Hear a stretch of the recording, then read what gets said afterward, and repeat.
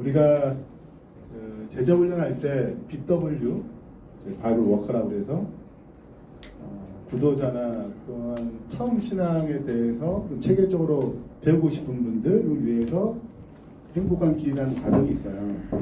그 다음에 이제 신앙을 보다 더 성숙하기 위해서 성화에 대한 기본적 원칙을 다루는 과정이 DT, 제자 훈련 과정이 있습니다. 우리는 원래 이 두 가지밖에 없었으나 소그룹에 대한 필요성이 생기고 그래서 SM 과정, 소그룹 사역훈련이라는 과정을 만들었어요. 이 과정에 원래 이 과정은 교회에서 교회를 떠나서 할 수 없어요. 이 과정은 교회의 구성원들끼리만 할 수 있는 것입니다. 리더는 다른 교회에도 상관없겠지만 그 구성원은 다른 교회에서 할 수 없어요. 그 교회에서 소속된 사람들이 소그룹을 위해서 힘을 모으는 것이기 때문에 소그룹의 개념을 배우고 경험하는 것이기 때문에 한 8주 정도의 과정을 통해서 그 교인들만을 대상으로 해야 했어요. 그 처음을 한 것입니다. 예생 과정에 만든 지 1년이 넘었는데요.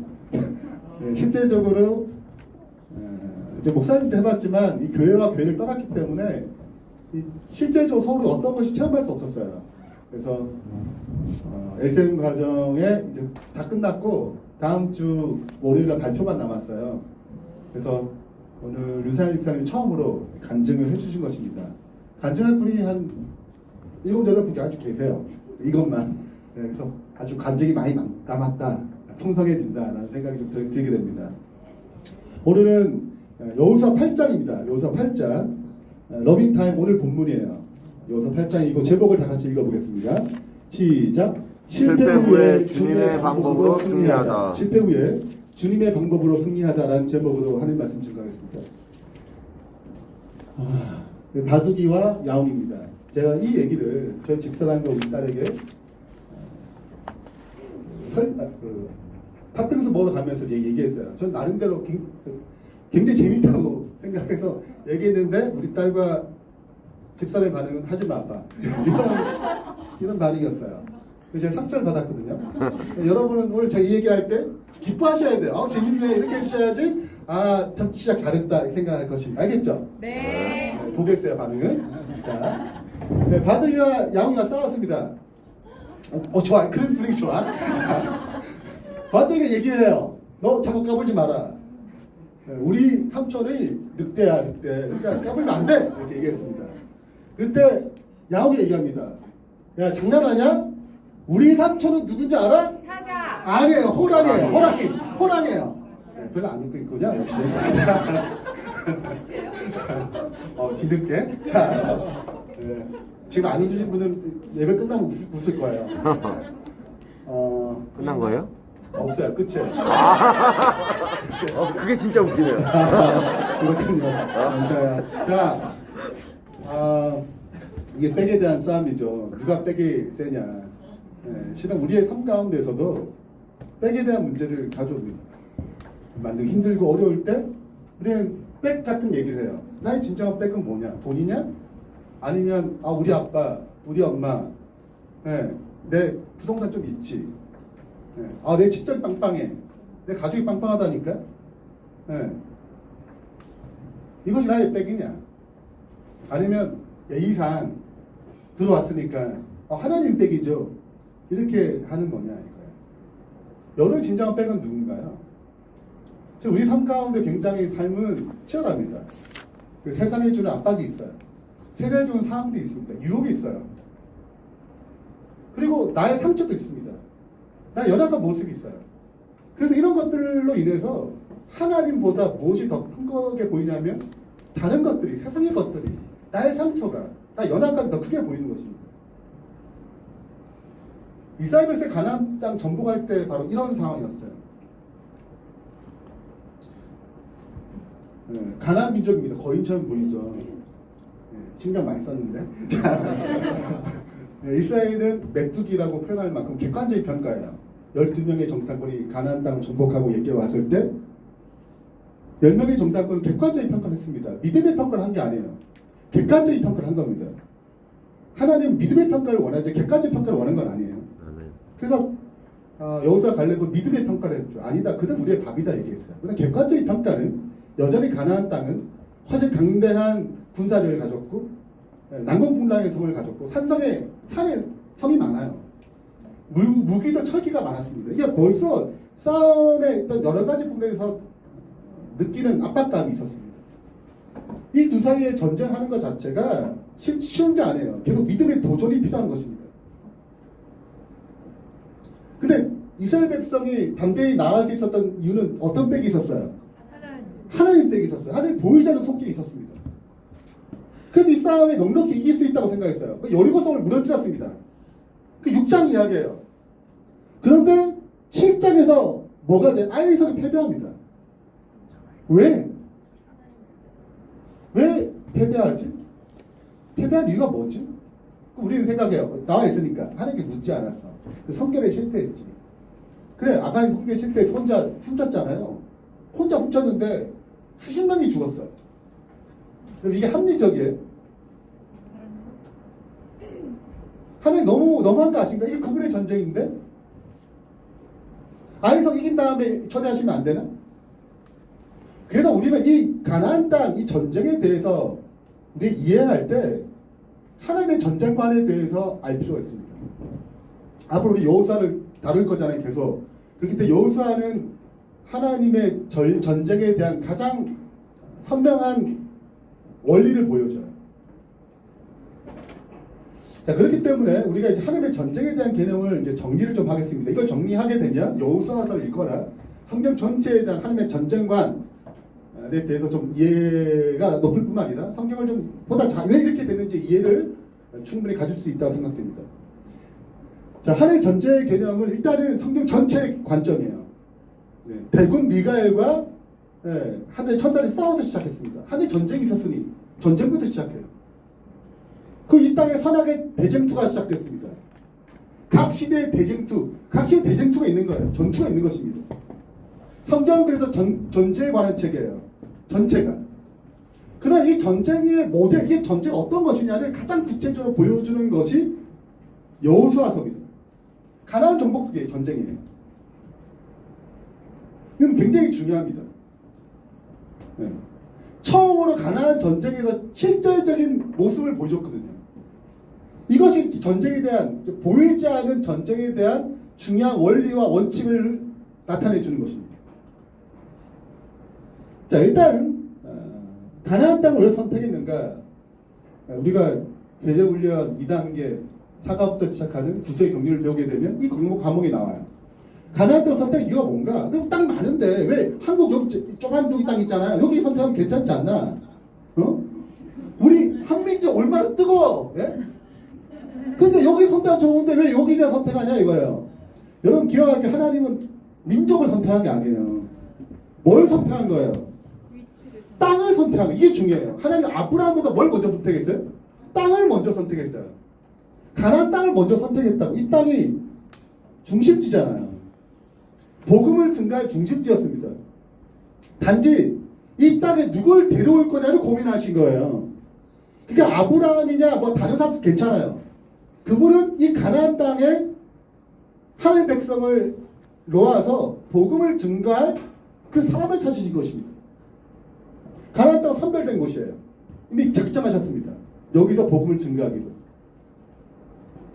그리고 누굴 부르셨어요? 아브라함 부르셨어요. 자, 근데 아브라함에게 가나안 땅 옮긴 다음에 하늘의 별처럼 너의 후손이 하나님 나라가 널 통해 세워지겠다. 되게 좋았잖아요. 근데 어디에 계속 머물 수 없대요? 갈대아 네, 이 가나안 땅에 계속 머물 수 없다는 거예요. 너의 자손이 생기면 어떻게 가겠다? 애굽으로 가겠다는 것을 미리 예언하십니다. 하나님의 통치 원리가 있어요. 하나님께서 이 세상을 다스리는 기본적인 그분의 방식은 항상 예언이 선포됩니다. 그 예언을 이루시는 방식으로 진행해요. 그러니까 그냥 애굽에 그냥 간 게 아니고 애굽에 갈 것을, 애굽의 노예 생활할 것을 미리 선포하세요.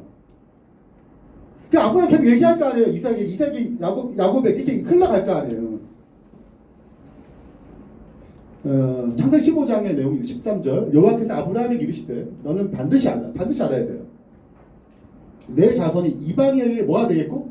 대기 되겠고 그들을 섬기겠고 그들은 400년 동안 내 자손을 괴롭히리니 그들에게 섬기는 나라를 내가 징벌할지며 그 후에 내 자손이 큰 점을 가지고 이끌고 나오리라. 예언이잖아요.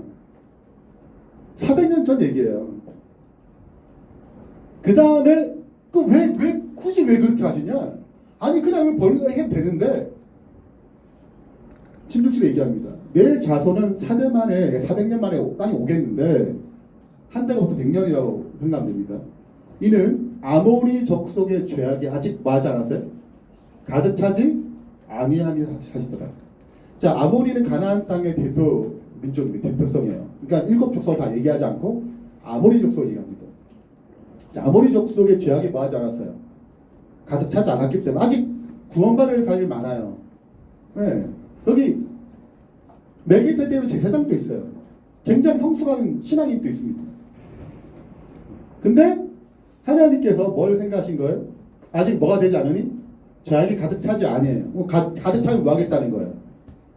가득 차면 은혜 시간 끝났으니 이제 누가 내 백성을 이때 뭐 하겠다? 심겠다는 것입니다. 근데 심으려면 뭐가 일어나는 거예요? 필수적으로 그 전쟁. 그래서 하나님 전쟁 개념이 이렇게 시작되는 것입니다. 자, 그 하나님의 전쟁의 개념이 가나안 정복부터 시작되는 거예요. 개념 자체가. 이것은 영적 원리로 동일합니다. 같이 생각하셔야 돼요. 왜냐하면 이 전쟁을 통해서 신약도 전쟁이거든요. 보이지 않는 어둠의 악한 영들과 하늘의 영들과의 싸움이에요. 어둠의 세력과 악의 세력과 싸움이기 때문에 이 원리를 통해서 어떻게 하나님의 싸움을 이끌어 가시는지를 보여주는 것입니다. 자, 3가지의 원리가 있는데 심플하게 좀 설명드리는 거예요. 자, 첫 번째입니다. 첫 번째는 일단 이 전쟁은 하나님의 전쟁이에요. 그 말은 하나님이 주도하신다는 뜻입니다. 내가 아니에요. 우리가 주도하는 전쟁이 아니에요. 하나님, 우리가 싸울 테니까 도와주세요. 이런 전쟁이 아니에요. 그분의 전쟁 한결같이 그분이 주도하시고 우리는 참여하는 거죠. 그러니까 언제나 하나님의 전쟁은 하나님이 주도하십니다. 자, 그래서 하나님의 주도하기 때문에 그분의 능력과 그분의 방법이 드러나야 돼요. 이런 방식 아니면 전쟁에 승리하더라도 그분의 전쟁이 아니에요. 그래서 여러분 이제 역대기, 열왕기상 이렇게 읽어보게 되면 전쟁에 승리했으나 그분의 전쟁이 아닌 것들이 등장합니다. 자, 그래서 일단은 하나님의 전쟁을 할 때 하나님이 주도하시고 반드시 그분의 능력과 그분의 방법으로 이루어져야 돼요. 이게 전제 조건입니다. 굉장히 중요한 원칙이에요. 두 번째입니다. 두 번째 원칙은 목적이 있습니다. 왜 이 전쟁을 하시는가? 그럼 전쟁의 목적은 죄악에 대한 심판이에요. 그래서 이 선과 악의 전쟁이 시작됐을 당일에서 마침내 마지막에 뭘 소멸하는 거예요? 죄를 소멸하는 것으로 끝을 맺는 것입니다. 그리고 이 과정에서 누굴 구원하는 거예요? 죄에 빠진 자들을 구원하는 것입니다. 한 사람도 구원하기 원하시는 거죠. 이것이 이 목적입니다. 그래서 예수님이 이를 위해서 십자가에 죽으셨어요. 십자가에 죽으시면 죄에 대한 전당성, 죄를 왜 심판해야 되는지의 정당성을 보여줘요. 죄는 심판할 수밖에 없어. 누구까지 죽였어요? 아들까지 죽였습니다. 그리고 그분이 거기서 뭐 하겠다는 거예요? 죄악 빠진 자들을 구원하겠다는 거예요. 십자가는 굉장한 하나님 전쟁에 굉장히 중요한 전초 기지 같은 곳입니다.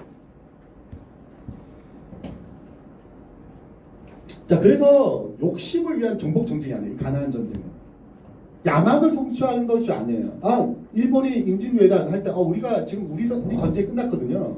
그러니까 이 힘을 어디 쏟아야 되는데 쏠 데가 없어요. 그러니까 어디로 가는 것입니까? 한국을 돌아왔어요. 당연히 이순신 장군이 있어가지고 하는 대로 감사한 거죠. 자, 그런 것처럼 욕심과 야욕을 채우기 위한 전쟁이 아닙니다. 이게 전쟁의 개념을 좀 이해하셔야 돼요. 이건 심판에 대한 전쟁입니다.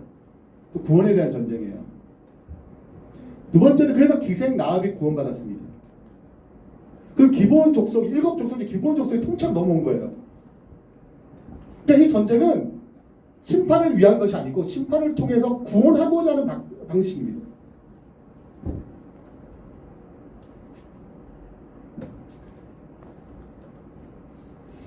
그리고 이 과정을 통해서 하나님은 자기가 참된 하나님을 증거하세요.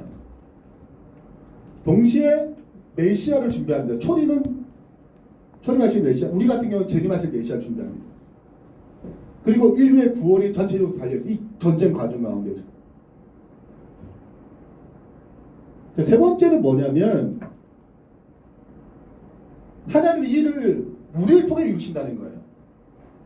이것이 그분의 제안입니다. 그분이 하시면 벌써 끝나고 나왔을 텐데 지금 우리를 통해서 그 일을 이루시겠다는 거예요. 이건 아주 중요한 건데 이 구속사에도 굉장히 중요한 의미입니다. 일단은 가장 심플하게 우리의 변화와 성숙을 위해서 우리를 참여시키세요. 이 전쟁은 하늘 전체가 보는 거기 때문에 아주 중요한 전쟁입니다. 자, 근데 여기서 문제가 생겨요. 우리를 통해서 일을 하셔야 되잖아요. 그러면 우리는 그래 하나님 우리 하나님 전쟁에 참여하겠어요. 이게 딱 마음 먹었단 말이에요. 자, 그러면 그 마음 먹은 즉시 1번, 2번의 원칙을 따라야 돼요. 내가 하나님 전쟁에 참여하겠어요 할 때 벌써 1번, 2번의 원칙에 순종하겠다는 전제 조건에서 우리 하나님 전쟁에 참여하는 거거든요. 1번의 원칙은 뭐예요? 누구의 능력을 하겠다는 거예요? 이 진정은 네가 하는 게 내가 하는 거야. 내가 군대 장관이지. 그러니까 여호수아에게 누가 나타난 거예요? 군대 장관이 나타난 거예요. 내가 이 전쟁 끄겠다고 얘기하는 것입니다. 시작부터 끝까지. 그게 전쟁의 첫 번째 하나님 하신 메시지예요. 그러니까 그분의 능력과 그분의 방법이 이루어진다고 얘기하는 것입니다. 그래서 자세히 알려줘요. 매 전쟁마다 하나님께서 역사하시고 지혜를 주시는 것입니다. 여기에 뭐 해야 돼요? 순응해야 돼요. 그러니까 이걸 하려면 자꾸 뭐 해야 돼? 하나님과 소통해야 돼요. 잠을 구해야 돼요. 왜? 이건 그분의 전쟁이니까. 그럼 어떻게 해야 돼요? 아니 이게 어떻게 이게 자꾸 물어야 되거든요. 묻지 않으면 전쟁 문제가 생기는 것입니다. 그러니까 여러분 여호수아를 읽거나 전체를 읽을 때 전쟁의 개념에서 반드시 이해할 부분이에요. 이것이 반드시 기억해야 됩니다. 다윗의 전쟁 읽어보세요. 다윗은 그때그때만 물어요. 하나님 블레셋 쳐들니까 어떻게 할까? 가야 되는 말아야 돼요. 다 물어요. 이게 하나님의 전쟁관에 이거 기억하셔야 돼요. 이 전체를 흘러야지 왜 자꾸 질문하는지 왜 하나님 질문해야 되는 것 같다. 우리 부족한 이 정도 수준 아니고 이게 그분의 전쟁입니다. 그분의 전쟁이 되려면 반드시 뭐 하셔야 돼요? 물으셔야 돼요. 여러분 삶 가운데 투쟁 가운데 하나님께 물으셔야 됩니다. 아멘. 하나님 뜻이 뭔지 내가 어떻게 하길 원하는지 그 질문에 대해서 기다려야 돼요. 근데 우리가 급한 거라 자꾸 내 전쟁인 것처럼 생각하는 것입니다. 그래서 많은 실패를 경험해요. 자, 두 번째 원칙은 목적이에요. 목적을 이루어야 돼요. 그 목적은 뭐예요? 욕심을 채우는 게 아니고 죄에 대한 심판을 경고하고 그래서 회개 기도를 증거해요. 침례와도 그런 것입니다. 그리고 뭐 해야 돼요? 구원을 선포해야 돼요. 근데 여러분 죄에 대한 어떤 심판을 할 때 나도 죄 허덕이고 막 정신 없는데 하겠어요? 못하겠어요? 누구 먼저 해야 돼요? 그러니까 저 사람 먼저 나 먼저 해야 돼요. 그렇기 때문에 성결이 중요합니다. 이게 성포거든. 이게 여러분 회개하지 않으면 심판이에요. 회개하지 않으면 마지막 멸망이 남아있거든요. 그러니까 그들의 그걸 증가하기 전에 정당성, 내가 죄에서 벗어나는 성결의 정당성이 먼저 확보되어야 이 전쟁에 의미가 있는 거예요. 그렇기 때문에 여호수아를 읽어보게 되면 시작부터 요단강 건널 때부터 뭘 시작해? 옷을 씻고 몸을 씻고 성결을 준비하고 성결 먼저 해요. 여리고성 점령하기 전에 뭘 먼저 해요? 할례를 합니다. 할례는 과거의 수치를 벗어나 하나님 언약에 순종했다는 뜻이에요. 성결의 경험이거든요. 그러니까 뭐가 먼저 깔려 있어요? 성결이 먼저 깔려 있는 것입니다. 회개가 먼저 전제되어 있어요. 그래서 하나님 나라의 시작은 회개부터 시작하는 거예요. 네. 그래야 그분의 나라가 들어오는데 성결을 선포하죠. 그 들어오는 것이 합당한 것을 얘기하는 것입니다. 그래서 이 아간의 실수가 그냥 실수가 아닌 것을 아시겠죠. 이건 심판의 정당성을 부인하는 것입니다. 심판의 정당성을 부인해요. 하나님이 심판할 수 없게 만드는 것입니다. 어디를? 아이성을. 아이성의 심판을 정당하지 못하게 만들어 놓은 거예요. 누가? 아간의 죄가. 욕심을 위한 정복 전쟁처럼 만들 수 있는 것입니다. 자, 그렇기 때문에 하나님의 주도하에서 반드시 하나님의 잠을 구하고 소통하고 순종해야 돼요. 동시에 죄에 대한 심판과 구원이 있기 때문에 철저하게 우리 자신에 대한 성결, 끊임없는 회개를 통해서 변화되는 과정들을 겪어야 되는 것입니다. 이것이 그분의 전쟁에 참여하는 자들의 모습이어야 돼요. 자, 전체 흐름을 좀 이해되시겠죠? 근데 이럴 수 있어요. 하나님 이 잔인한 전쟁에 참여해야 되나? 나는 평화를 사랑해요. 난 평화주의자예요. 난 싫어요. 끔찍한데요?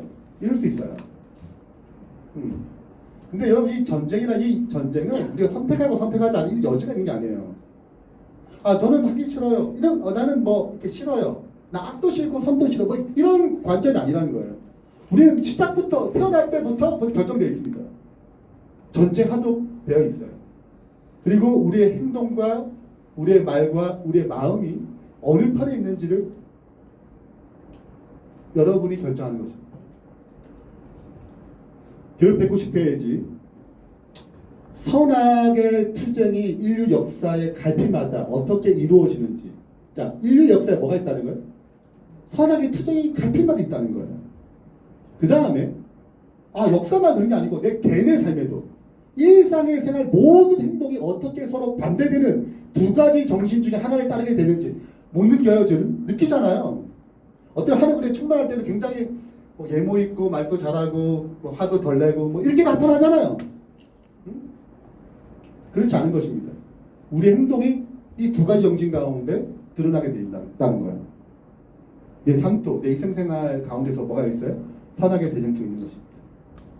그 다음, 그리고 자기가 원하거나 원치 않거나 이 대쟁투의 어느 한편에 스스로 어떻게 한다고요? 어쩔 수 없이가 아니고 결국 스스로 참여하는 자로 결정되어지고 있으면 깨달아야 한다. 여러분, 우리 무조건 전쟁에 참여하게 되어 있습니다. 스스로는 여러분이 하는 행동과 말과 여러분 마음의 그 정신에 달려 있습니다. 참여하고 말고는 평화주의 이런 게 아니에요. 둘 중에 하나를 우리는 자연스럽게 선택하게 되어 있습니다. 그러므로 이 전쟁에 대한 개념을 아셔야 돼요. 우리도 이 전쟁 가운데 있습니다. 목사가 보내는 권면 150페이지 보면 만약에 이게 열린다면 우리가 보이지 않는 세계잖아요. 보이지 않는 세계가 열린다면 성과 악의 대전도 얼마나 치열할 것인지를 보게 될 것이다.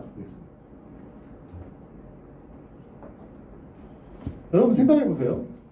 누구 전도하는 게 약간 전도했다 이런 수준이 아니에요. 실은 이 전쟁을 생각해 보면 이거는 이 사람을 영원한 사망으로 갈 건지 아니면 데려올 건지 총알이 날리고 피하고 이런 상황이에요. 네. 불의의 화살 날라오고 불신의 마음의 화살이 들어오고 이거 맞을 거냐 피할 거냐 이런 싸움입니다. 한 대 맞으면 불평이 나오는 거죠. 화살 맞았다는 증거죠. 네. 믿음의 방패를 맞고 이런 싸움이거든요. 굉장히 치열하고 하나님의 편에서 어떻게 이 백성을 도와줄 것인지 어떻게 어떻게 이끌어 가시는지 사단 이것을 깨뜨리게 어떻게 역사할 것인지 이 현장을 본다면 우리는 굉장히 엄성한 가운데 우리의 사명에 대해서 중담을 느끼고 살아갈 것이다 얘기하고 있어요. 한 명 영혼을 구원한다는 것은 좀 치열한 것입니다. 영원한 사망에서 건져내는 거예요. 자, 이제 본문으로 들어가겠습니다. 본문의 내용은 좀 짧습니다. 긴장하지 마세요. 자, 일단은 이게 요단강입니다. 요단강이고 요단강을 건너오는 거죠. 네, 그래서 여기서 건너갑니다. 이 내용이 그리고 길갈에 전초 기지를 세워요. 1장부터 5장입니다. 근데 1장 5장에 뭐가 담겨 있냐면 하나님의 전쟁관이 어떻게 준비되는지 어떻게 참여하는지 전쟁관이 들어가 있어요. 그래서 잠을 구하고 순종하고 성결케 하면 이 전쟁을 승리할 거라는 것을 1장 5장 다 설명하는 것입니다. 이건 하나님의 전쟁이라고 얘기하고 군대 장관이 등장하는 거. 하나님의 전쟁이에요. 너희는 참여하는 거고 이 전쟁에 승리하려면 너희는 이길 수 없으니 이 세 가지 이뤄야 돼요. 하나님께 늘 소통하고 잠을 구하고 그분의 뜻대로. 여러분 놀이고성 이게 7번 매일 도는 게 하루 한 바퀴 돌고 7번 도는 게 이게 얼마나 어처구니 없어요. 안 그래요? 근데 거기에 순종하는 거잖아요. 자, 일단 6장에서 이렇게 해서 이 원칙대로 승리합니다. 자, 여기 한 3km, 3, 4km에 여기 또 아이성이 있어요. 자, 아이성이 만만한 거죠. 네, 한 3,000명 보내면 거기 한 3, 4천 정도 있을 것 같으니까. 네, 장정만. 뭐 전체 애들까지 다 합치면 12,000명이니까 한 3분의 1 정도 군대가 있을 거 아니에요. 정보가 뜰 수 있다 생각한 것입니다. 근데 전쟁이 패배했어요. 자, 패배 이유는 하나님께 물었으면 알려줬을 텐데 자문하지 않았고 뭐에 실패했어요? 순결에 실패했습니다. 성결에 실패했어요. 하나님의 전쟁의 정당성에 실패합니다. 아이성 심판할 수 없는 거예요. 정당성에 의해서 심판할 수 없어요. 그래서 누구보다 성결해야 됐어요. 다시 누구? 이스라엘 백성 성결해야 했습니다. 그 성결을 묻는 거예요. 그러니까 아간이 딱 이런 문제를 드러냈을 때 아간이 뭐 했으면 하나님 저 죄송했어요. 제가 잘못했어요. 회개했으면 뭐 할 텐데 성결의 문제 해결되는 거예요. 그리고 뭐 하는 것입니까? 아간 안 죽어. 왜 죽어 아간이? 그리고 다시 전쟁에 나가는 거거든요. 근데 아간이 뭐 한 거예요? 침묵했다는 뜻은 뭐예요? 마음이 굳었다는 뜻입니다. 구제 던지자는 그 계기는 마음이 굳었어요. 회개하지 않기도 독자한 것입니다. 마음이 뭐가 된 거예요? 아이성과 여리고성과 똑같이 된 것입니다. 네. 서도가 고모라 멸망할 때 누가 나왔어요? 롯의 아내도 나왔거든요. 근데 어디서 소금 기둥이 됐어요? 멸망의 자리에서 소금 기둥이 된 것이 아닙니다. 소돔과 고모라 불러 탔고 그 생각과 정신이 동일하게 여기 있었기 때문에 여기서 뭐 한 거예요? 한 거예요. 뒤를 돌아봤다는 건 상징적 의미예요. 뒤를 돌아봤다고 해도 되겠어요? 뒤를 돌아봤다는 것은 의미를 얘기하는 것입니다. 그의 생각과 정신이 뭐와? 장소는 교회에 있을 수 있어요. 생각과 정신이 뭐와 똑같은 거예요? 너리고와 똑같은 것입니다. 소돔과 고모라와 똑같은 거예요. 자, 다시 패배했으면 다시 하늘의 전쟁 원칙 돌아가야 됩니다. 잠을 구해야 되고 순종해야 되고 성결해야 돼요. 어떤 느낌인지 이제 이해되시겠죠? 이 문제가 해결되자 그 아골의 그 골짜기, 아간이 주어진 그 골짜기, 죽음의 골짜기가 뭐가 된 거, 소망의 골짜기가 바뀌는 것입니다. 승리의 자리에 바뀌는 거죠. 그래서 8장의 승리의 내용이에요. 아이성과 승리의 내용입니다. 이 전쟁은 좀 복잡해요. 이 복잡한 전쟁을 제가 좀 설명을 해드릴게요. 자, 일단 본문을 중요한 부분 좀 읽겠습니다. 지금 이제 떠나보내는 장면인데요. 자, 1절에 여호와께서 여호수아에게 이르시되 두려워하지 말라, 놀라지 말라. 군사를 다 거두어 일어나 아이로 올라가라. 보라, 내가 아이 왕과 그의 백성과 그의 성과 그의 땅을 다 내 손에 넘겨주었으니 이제 약속을 줍니다. 두려워하지 말라. 이제 전쟁, 하나님의 심판을 이룰 수 있는 족적이 된 거예요.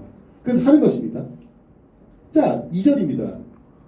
너는 여리고와 그 왕에게 행한 것 같이 아이와 그 왕에게 행하되 오직 거기서 탈취한 물건과 가축을 스스로 가지라.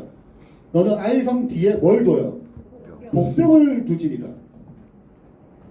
자, 3절 다 같이 읽겠습니다. 시작. 이에 여호수아가 일어나서 군사와 함께 아이로 올라가려 하여 용사 3만 명을 뽑아 밤에 보내며 3만 명은 복병을 두는 것입니다. 밤에 보내는 거 아까 이렇게 보내는 거예요. 몰래. 그들이 명령이 이르되 너희는 성읍 뒤로 가서 성읍을 행하여 매복하되 그 성읍에서 너무 멀리 하지 말고 다 스스로 준비하라. 매복을 준비하는 거예요. 3만 명이. 자, 5절입니다. 나와 나를 따르는 모든 백성은 다 성읍 가까이 가리니 그들이 처음과 같이 우리에게로 쳐올라올 것이라. 그리할 때 우리가 그들 앞에서 도망하면, 자, 앞에 막 전쟁하다가 막 지는 척, 첫 번째 척 도망하는 거야. 막 도망하면 6절. 그들이 나와서 우리를 추격하며 이르기를 그들이 처음과 같이 우리 앞에 도망한다고 이때 대성했거든요. 아이성이. 우리의 유인을 받아 그 성읍에서 멀리 떠날 것이라. 우리가 그들 앞에서 도망하거든.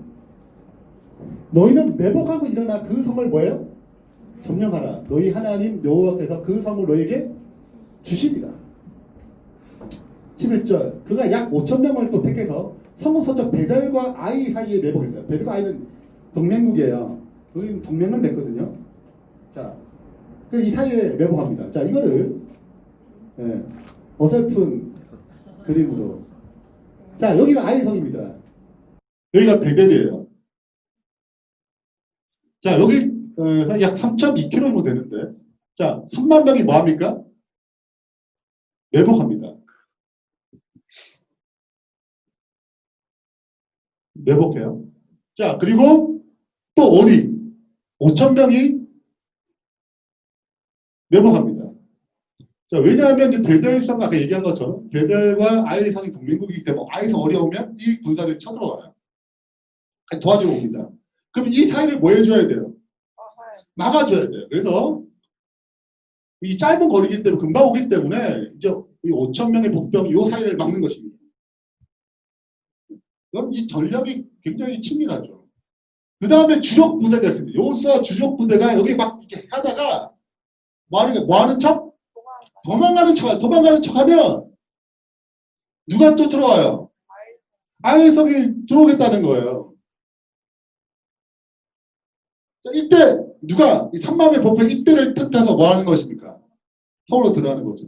그리고 뭐 불을 지르고 점령하는 것입니다. 네. 자, 끝! 자, 이제 여기서 8장을 다 이해했습니다. 제가 머리 빠진 이거 다 있어요. 네. 굉장히 친밀한 전략입니다. 여러분 생각해보세요. 여러분 치밀한 전략입니다. 여러분 이런 생각 들지 않아요? 여리고 성처럼 그냥 능력으로 한 방에 얼마나 쉽더래요.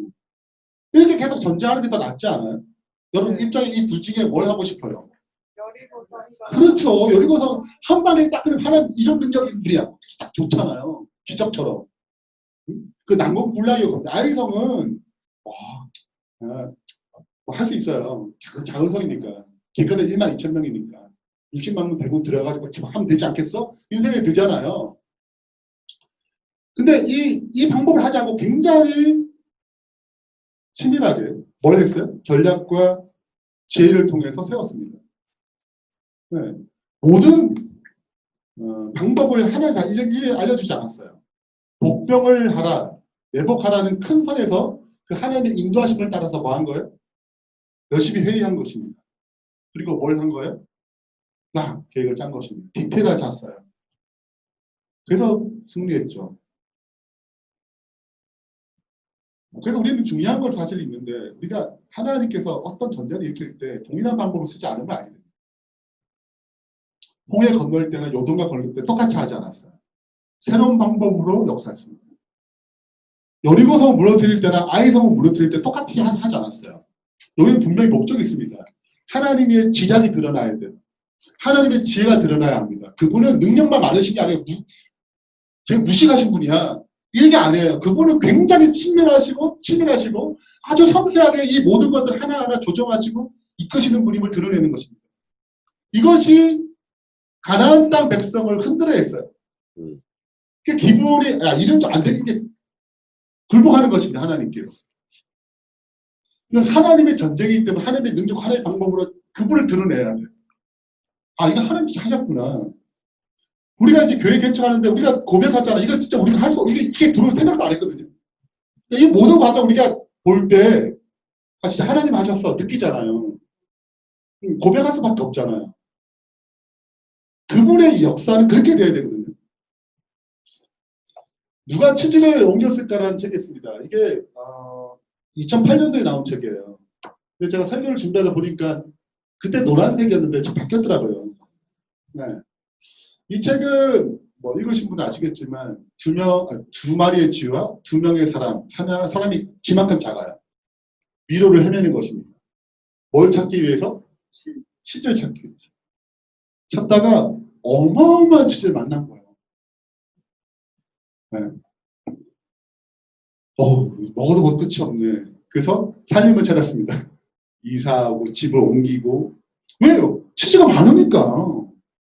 그래서 이제 먹기 시작하는 거죠. 근데 쥐들은 속성상 계속 치즈 찾아 다닙니다. 자꾸 여기 다시 또 오겠지만 사람들은 그냥 굳이 그냥 인기 많은데 그래서 안 좋아하기 시작해요. 근데 치즈는 자꾸 없어지죠. 상황은 바뀝니다. 어느 날 치즈가 뭐였어요? 없어졌어. 없어진 거야. 다 먹어서 없어진 거야. 그 변화를 감지하지 못한 거죠. 계속 변하고 있는데, 상황 계속 변하고 있는데, 뭐 하지 못한 거예요? 거기 안주하고 익숙하다 보니까 변화를 감지하지 못해요.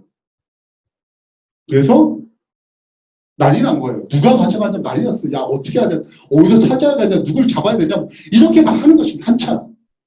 그러다가 두 명이 정신 차리고 다시 치즈를 찾아 나가는 내용이에요. 그 치즈를 찾게 되죠. 여기에 이런 얘기가 있어요. 그래, 과거의 방식은 우리를 치즈 인류로 인도하지 않는다. 의미심장하지 않아요. 상황이 계속 바뀌거든요. 코로나 사태가 왔어요. 여러분, 과거의 방식으로 이 시대를 살 수가 없어요. 새로운 방식이 필요한 것입니다. 우리가 줌으로 막 모이고 그런 거잖아요. 우리가 계속 오프라인 모이기로 했다면 얼마나 힘들었겠어요. 그러니까 하나님께서 다양한 방식으로 다양한 상황 가운데 역사하는 것이 하나님께서.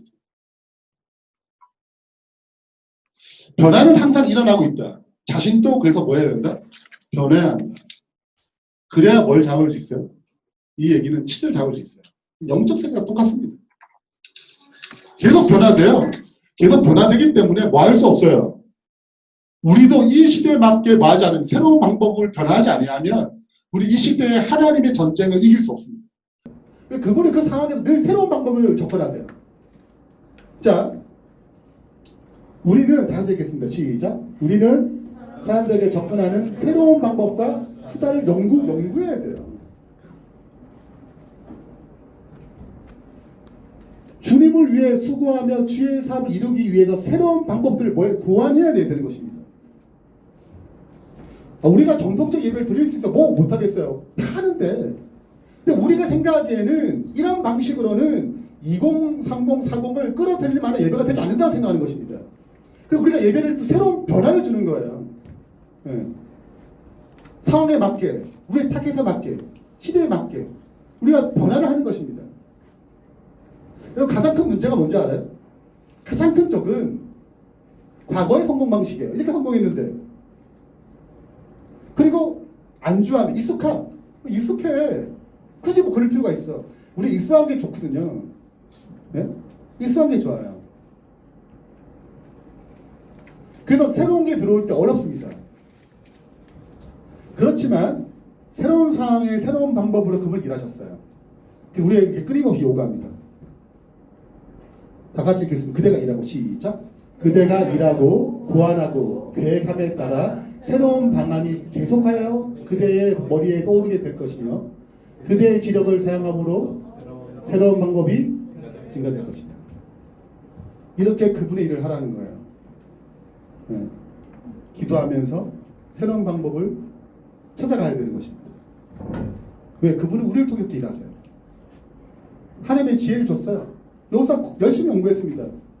하나님의 성령의 지도하심 따라서 뭐 했어요? 아주 치밀한 계획을 세워서 아이성을 이겼어요. 우리 이런 태도가 필요합니다. 왜냐하면 사단도 새로운 방법을 계속 고안합니다. 우리의 눈이 열린다면 우리를 괴롭히고 멸망시킬 새로운 방법을 구사하고 있는 악한 천사들이 수두룩했다. 얘네들도 뭐 해야 돼요? 과거의 방법은 안 통하거든요. 우리 계속 새로운 방식으로 새로운 방법으로 접근해야 되는 것입니다.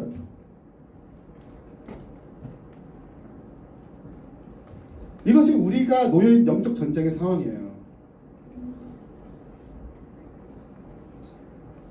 이를 위해서 우리가 기도가 필요합니다. 여리고성 같은 방법이 필요해요. 네.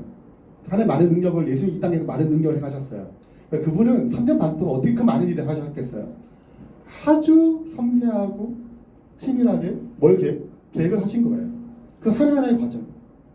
예수님은 그냥 갑자기 뭐 2000년 전에 딱 태어난 게 아니에요. 그 시간에 태어나야 될 상황과 환경과 필요성이 충족됐기 때문에 그 시간을 선택한 것입니다. 그분 그렇게 일하세요. 우리도 그분께 끊임없이 구하고 기도할 때 이 교회 안에 새로운 방안과 새로운 방법들을 수없이 주실 거예요.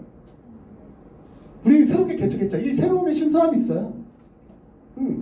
우리 이 예배들이 다 처음이에요. 우리가 얼마나 많은 시뮬레이션을 했는지 몰라요. 해보고 안 해보고 그러니까 없애고 새롭게 해보고 이렇게 했습니다. 앞으로 더 필요하겠다고 생각되지만 우리 많은 방안들이 다른 정권이 필요해요. 이를 같이 기도하고 그분의 지혜를 강구하고 이 시대를 위한 영적 전쟁에서 우리 승리해야 되지 않겠어요? 아멘. 결론 맺겠습니다. 실패 후에 주님의 방법을 승리하는 것이 여호수아 8장 이야기입니다. 기본적으로 우리가 하나님의 전쟁은 내가 아니고 하나님 하시는 것입니다. 주도권이 그분이 갖고 있어요.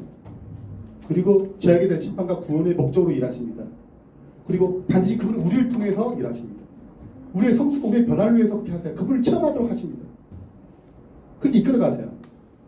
근데 문제는 우리가 그 참여할 때에 문제가 생겨요. 왜? 소통을 잘 안 해. 자문을 안 구해. 잘 순종하지 않아. 그리고 회개에 철저하지 않아요. 우리의 죄가 드러날 때 하나님께서 우리를 철저하게 회개하길 원하십니다. 그래야지 더 풍성하게 능력이 임해요. 그 우리가 항상 끝날 때, 설교 끝날 때 회개의 기도, 결심의 기도 하는 중요한 이유는 그렇게 성결하게 되지 아니하면 그분이 역사하기 어려우니까 하는 거예요.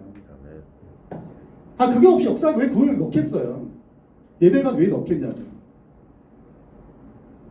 그래서 설교 끝나고 그 회개하는 결심의 시간에 우리가 그 진짜 성결케 하는 역사가 임하길 바랍니다. 그래서 하나님의 전쟁에 이기는 가장 중요한 방법이에요. 아멘. 마지막으로 하나님의 전쟁은 늘 새로운 방법, 새로운 방법을 일하십니다. 우리는 이 방법을 배워야 돼요. 그래서 하나님의 지혜가 필요하고 지속적 연구와 시도가 필요합니다. 목사님 왜 자꾸 새로운 거 하세요? 이렇게 생각하지 마세요. 이게 그분의 방법이에요. 그래서 그분의 방법을 우리가 끊임없이 추가하고 과거의 것이 좋으면 사용할 수 있겠지만 언제나 그 상황에 맞게 적응할 필요가 있다고 얘기합니다. 그래서 이런 과정을 통하여 주님의 승리에 함께 참여하는 주님의 신실한 백성 되길 바라면서 말씀 마치겠습니다.